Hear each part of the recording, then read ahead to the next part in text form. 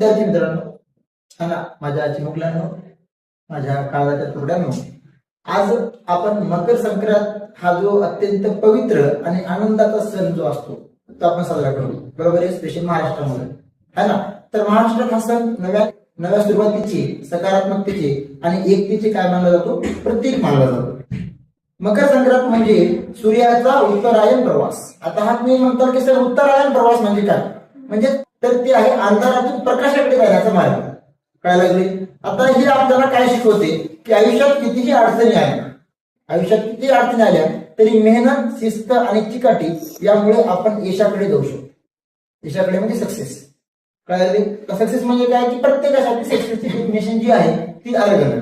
कुणी विद्यार्थी असतो त्याला म्हणत असते PSI, कुणी म्हणतो IPS बनतो, बरोबर आहे. कुणाला वाटतं डॉक्टर बनावं, है ना. प्रत्येकाच्या आयुष्यात जे त्यांनी स्वप्न बघितले ते त्यांनी अचीव केलं म्हणजे ते झालं सक्सेस. कळायला लागले का. तर दुसरं, या दिवशी आपण तिळगुळ घ्या, गोड गोड बोला असे म्हणतो. नेमकं याचा अर्थ असा की आपल्या शब्दात गोडवा असावा. आपल्या शब्दात काय असलं पाहिजे, गोडवा असला पाहिजे. वागण्यात आपली आपुलकी असली पाहिजे आणि विचारात आपली सकारात्मकता असली पाहिजे. काय पाहिजे. आता मित्रांनो, माझ्या लेकरांनो, विद्यार्थ्यांनो, मकर संक्रांत म्हणजे फक्त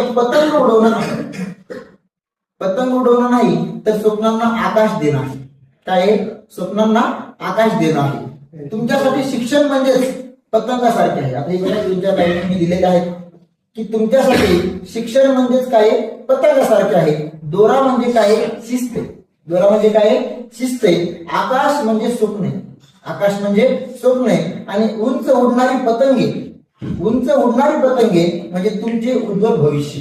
काय, उज्ज्वल भविष्य. आता या मकर संक्रांतीला आपण सगळे एक संकल्प करूया. अभ्यासात प्रामाणिक राहूया, आपल्या कामावर प्रेम करूया.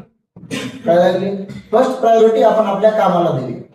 ओके. नंतर आई वडील, ज्येष्ठ नागरिक आणि शिक्षकांचा आपण आदर करूया आणि समाजात एक नागरिक म्हणून वावरत असताना आपल्यामुळे कुणाला त्रास होणार नाही, आपल्यामुळं कुठं घाण होणार नाही याची आपण काळजी घेऊया आणि नेहमी आपण एकमेकांची गोड बोलूया.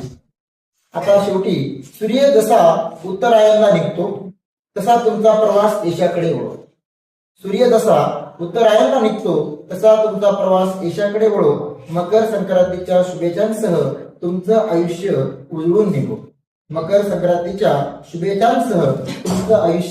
उजळून निघो. धन्यवाद.